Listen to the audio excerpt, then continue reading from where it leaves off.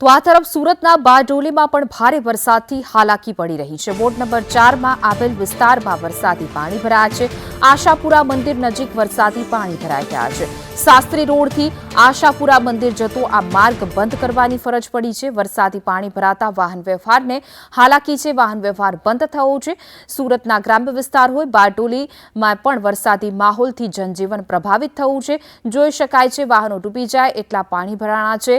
અત્ર સર્વત્ર પાણી જ પાણી જોવા મળી રહ્યું છે। વાહન વ્યવહાર પણ ખોરવાયો છે તો અનેક વાહનો પાણીમાં બંધ પણ પડી રહ્યા છે। બારડોલી નગરની અંદરમાં 2 કલાકની અંદરમાં 5 ઇંચ જેટલો વરસાદ ખાબક્યો છે। વરસાદ ખાબકવાની સાથે નીચાણવાળા જે વિસ્તારો છે વિસ્તારોની અંદરમાં પાણી ભરાયું છે। આપને દ્રશ્યો બતાવવાનો પ્રયાસ કરીશ। આ દ્રશ્યો છે બારડોલીના ભરવાડ વસાહત વિસ્તારના, કે જે બારડોલીનો જે ભરવાડ વસાહત વિસ્તાર છે, વિસ્તારની અંદરમાં ઘૂંટણસમાં પાણી ભરાઈ ચૂક્યા છે।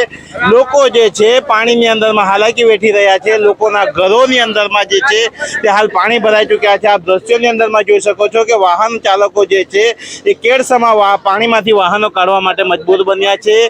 જે રીતે બારડોલી નગરની અંદરમાં અવિરતપણે વરસાદ વરસી રહ્યો છે, જેને લઈને નીચાણવાળા જે વિસ્તારો છે તે પ્રભાવિત થયા છે। અને ખાસ કરીને બારડોલીના જે ભરવાડ વસાહત વિસ્તાર છે, વિસ્તારની અંદરમાં થોડાક જ વરસાદની અંદરમાં પાણી ભરાઈ જતું હોય છે, જેને લઈને આજે વહેલી સવારથી જે વરસાદ વરસ્યો છે તેના કારણે લોકોના ઘરોની અંદર પણ હાલ પાણી ભરાઈ ચૂક્યા છે, જેને લઈને લોકો જે છે તે હાલાકીનો સામનો કરી રહ્યા છે। યાસીર કાગઝી, સંદેશ ન્યૂઝ, બારડોલી।